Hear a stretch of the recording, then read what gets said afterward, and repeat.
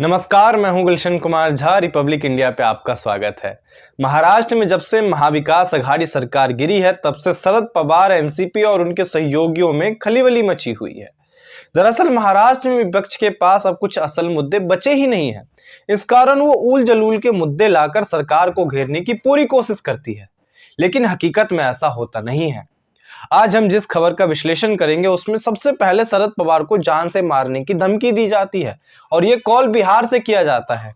इस कॉल के बाद वहां पर सियासी गलियों में इस कॉल के अलग अलग मतलब निकाले जा रहे हैं कि आखिरकार ये कॉल किस लिहाजे से की गई है, लेकिन इसका कुछ और ही मतलब है। क्या है पूरी खबर, यह हम आपको बताएंगे। लेकिन रिपोर्ट में आगे बढ़े उससे पहले गुजारिश है कि अगर आप चैनल पर नए आए तो चैनल को सब्सक्राइब करके बेल आइकन को प्रेस करना ना भूलें और अगर वीडियो अच्छी लगी हो तो लाइक करके शेयर जरूर करें। महाराष्ट्र में भारतीय राष्ट्रीय कांग्रेस यानी एनसीपी के नेता शरद पवार को फोन पे जान से मारने की धमकी मिली है। फोन करने वाले ने उनके घर पर कॉल करके धमकी दी है। उसने पवार को देसी कट्टे से मारने की धमकी दे दी है। साथ ही कॉल में यह भी कहा गया कि देसी कट्टा से तो मारेंगे ही, पर नागपुर में आके मारेंगे। अब ये कॉल आता है, इस मामले पर छानबीन शुरू की जाती है और पता चलता है कि कहानी कुछ और ही है। पुलिस के मुताबिक धमकाने वाला शख्स जो है वो हिंदी में बात कर रहा था। घटना की जानकारी मिलने के बाद पुलिस ने अनजान शख्स के खिलाफ केस दर्ज कर लिया और साथ ही पुलिस का कहना है कि धमकी देने वाले आरोपी की पहचान भी लगभग हो गई है। आरोपी पहले भी शरद पवार को कई बार धमका चुका है। पुलिस का यह भी कहना है कि फोन बिहार से किया गया था। पहले भी यह शख्स पवार और पवार के परिवार को धमकी कई बार दे चुका है। एक बार आरोपी को हिरासत में लेकर समझाया गया था और इस हरकत के लिए उसे काफी ज्यादा दंड दिया गया था, लेकिन उस वक्त एफआईआर दर्ज नहीं की गई थी। हालांकि इस बार पुलिस ने एक्शन लिया और आईपीसी की धारा 294 और 506(2) के तहत केस दर्ज कर लिया। पुलिस मामले में विस्तृत जांच कर रही है। पुलिस का कहना है कि जल्द ही आरोपी की गिरफ्तारी हो जाएगी। आपको बता दें कि इससे पहले एक टीवी एक्ट्रेस को शरद पवार के बारे में आपत्तिजनक बयान देने के मामले में गिरफ्तार कर लिया गया था। केकली चिताल ने सोशल मीडिया पर शरद पवार के खिलाफ पोस्ट लिख दी थी। चिताले ने पोस्ट में शरद पवार का नाम नहीं लिया था, परंतु शरद पवार के कार्यालय की तरफ से यह भी कहा गया है कि कॉल करने वाला शख्स मानसिक रूप से बीमार है। उसका नाम नारायण सोनी है, जो कि बिहार से संबंधित बताया जा रहा है।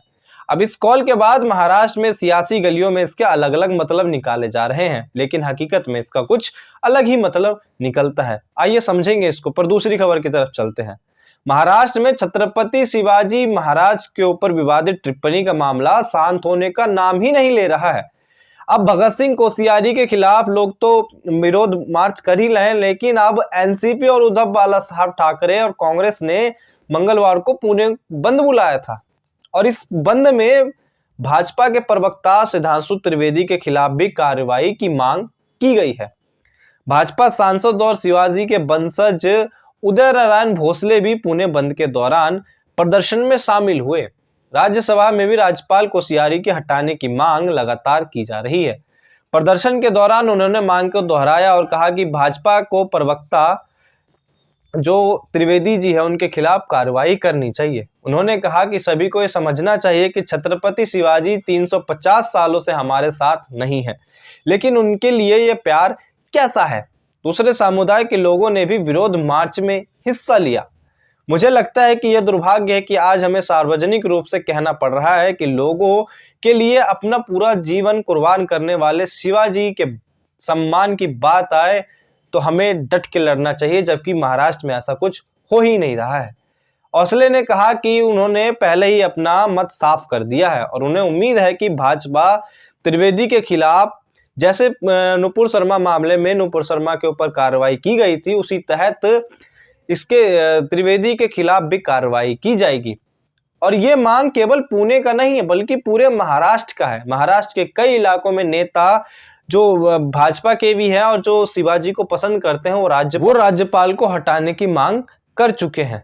दरअसल ये मुद्दा तब अहम बन जाता है कि महाराष्ट्र में छत्रपति शिवाजी को बहुत अहमियत दी जाती है और वहां के लोग उसे दिल से पूजते हैं, लेकिन जब से ये कांड हुआ है, छत्रपति शिवाजी महाराज के ऊपर विवादित टिप्पणी दी गई है, तब से नया पे नया मोड़, एक बहुत बड़ा प्रश्न मार्क और बहुत बड़ी टेंशन भारतीय जनता पार्टी के लिए खड़ा कर सकता है। लेकिन खैर बढ़ते हैं दूसरी खबर की तरफ। एनसीपी चीफ को जो कॉल आया था, उस कॉल के आने के बाद एनसीपी खेमे में काफी चिंता बढ़ गया था। लेकिन जब रिपोर्ट आई और शुरुआती जांच में जब पता चला कि वो कॉल किसी सरफिरे ने, किसी पागल ने बिहार से किया था, तब जाके उन्हें सांस लेने में आसानी हुई। अब है क्या कि जब से महाविकास अघाड़ी सरकार टूटी है, वो चाहते हैं कि आने वाले जो बीएमसी चुनाव है उनमें बिहारी वोटर्स को साधा जाए, क्योंकि महाराष्ट्र में काफी सारे लोग वो बिहार से संबंधित है और वहां पे रहते हैं, जिसमें आधा से ज्यादा लगभग वहां पे परमानेंट भी हो चुके हैं। तो उन्हीं को आने वाले चुनाव में साधने की कवायद तेज कर रहे थे आदित्य ठाकरे, लेकिन बिहार से इस बीच में कॉल आ जाता है और ये काफी मुश्किल बढ़ा देता है। अब क्या है कि ये जो पागल सरफिरे ने कॉल किया था, पर एनसीपी को क्या लग रहा है कि ये एक साजिश है, और साजिश में ये शिंदे सरकार और भारतीय जनता पार्टी सरकार को फंसाने की कोशिश कर रही है। अरे कोई पागल कॉल करता है तो आप बोलते हैं कि इसमें भारतीय जनता पार्टी और एकनाथ शिंदे सरकार की साजिश है।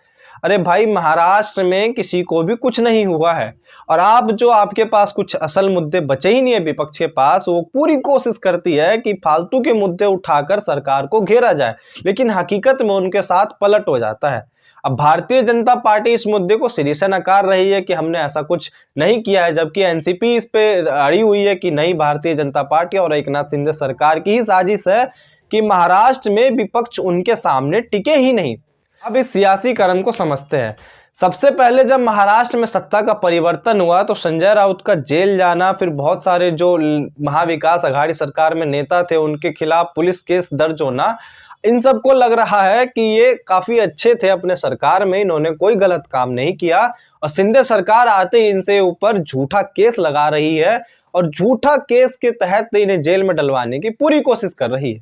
लेकिन हकीकत में ऐसा कुछ होता ही नहीं है। भारत में न्याय के नजरों में सब बराबर है। अगर कोई अपराध करता है तो उसे अपराध की सजा मिलती है। और आप क्यों डर रहे हैं? अगर आपने कोई अपराध नहीं किया है तो आप टेंशन ना लें। अगर एनसीपी चीफ शरद पवार को जान से मारने की धमकी आई है तो महाराष्ट्र पुलिस पूरी तरीके से सक्षम है कि उनकी सुरक्षा कर सके।